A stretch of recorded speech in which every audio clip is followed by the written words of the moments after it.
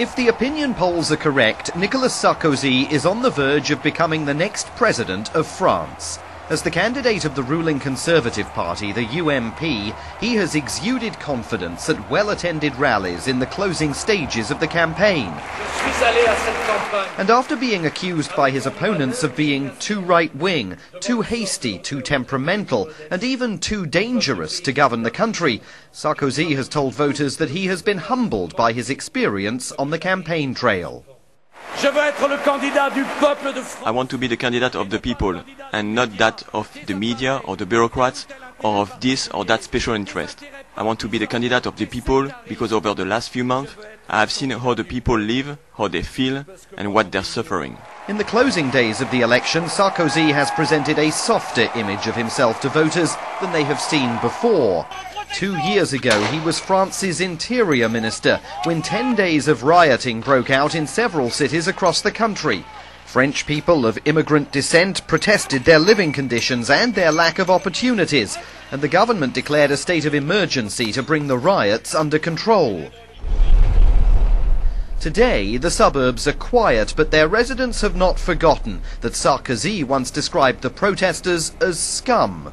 Mac West Hot is a French citizen whose parents were born in Cameroon. He's just never done anything, and I think he's a manipulator who's just looking for power. I think it's all just personal ambition. So many inner-city voters are expected to turn out in favour of Segolene Royal, the Socialist Party's candidate. Sarkozy has branded her a 1960s-style leftist radical. In her quest to become France's first female president, she portrays herself differently. In the France that I dream of, there is a place for everyone. No one will be excluded. Royal's message has focused on the economy. She is pledging to increase the minimum wage, raise the state pension and modernise France, while looking after people along the way. The Sarkozy campaign promises to bring about full employment in France by helping people pull themselves out of poverty. No mean task in a country where the unemployment rate has not dipped below 8% for 25 years. Christine Ockrent is one of France's leading political commentators, and she will be anchoring election night coverage on French television. The French want to think that they are really craving for change, but at the same time they fear change, just like anybody else.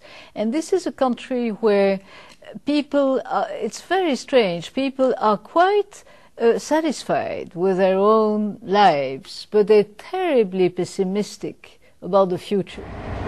Both candidates are competing for the crucial centrist votes that could swing the election, and both are vowing to change France and better position it to play a leading role in the globalized world. But only one of them will get the chance to do so after the votes are counted here on Sunday night. Simon Marks for VOA News, Paris.